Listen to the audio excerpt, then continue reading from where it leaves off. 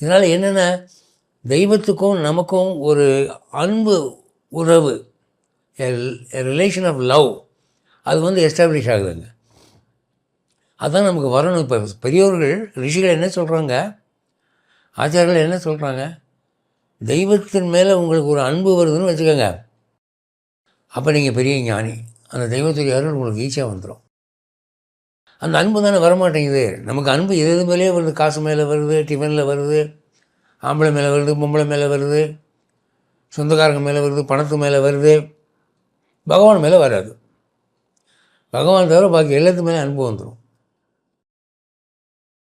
கல்யாணத்துக்கு போனால் திருட்டு சிரிப்பில் அன்பு வந்துடும், இந்த ஜோடி நல்லா இருக்கேன் அப்படின்னு.